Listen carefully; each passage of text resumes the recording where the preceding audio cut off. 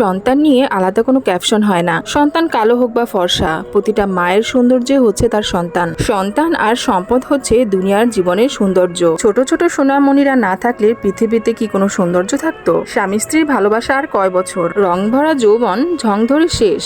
আর স্বামী স্ত্রীর মাঝে যদি একটা সন্তান থাকে তাহলে সেই সম্পর্কটা আজীবন রঙিন থাকে। আসসালামু আলাইকুম বন্ধুরা, কেমন আছেন সবাই? গতকাল রায়ানকে নিয়ে গিয়েছিলাম ধানমন্ডি লেকে কন্টেন্ট তৈরি করতে। ওকে আমি কোনোভাবে স্থির রাখতে পারছি না। একদিকে যেমন আমি স্কিপ মুখস্থ করছি, আরেকদিকে ও লাফালাফি শুরু করেছে। লেকের মধ্যে অনেক মানুষ আনাগোনা করছে, ঠিকভাবে আমি কোনো কাজই করতে পারছি না।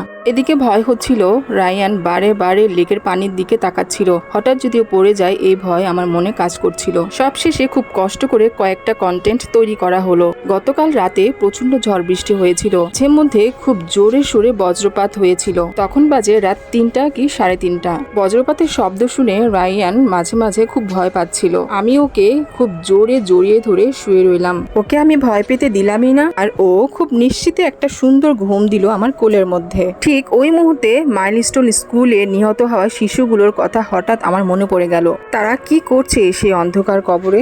তারা আজ বেঁচে থাকলে রায়ানের মতো এভাবেই তো ভয় পেয়ে তার মায়ের কোলে জড়িয়ে থাকতো।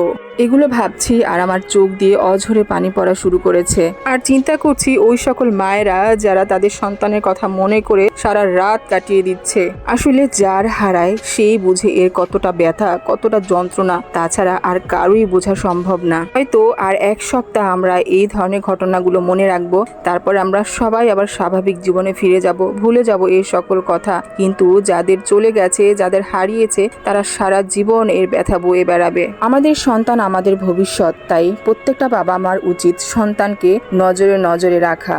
সকলের জন্য দোয়া প্রার্থী। আমার সন্তানের জন্য আপনারা দোয়া করবেন। আর আমার ভিডিওটি যদি আপনাদের বিন্দু পরিমাণ ভালো লেগে থাকে তাহলে অবশ্যই লাইক, কমেন্ট আর একটি শেয়ার করে আমাকে পরবর্তী ভিডিও বানানোর জন্য উৎসাহিত করবেন। আসসালামু আলাইকুম।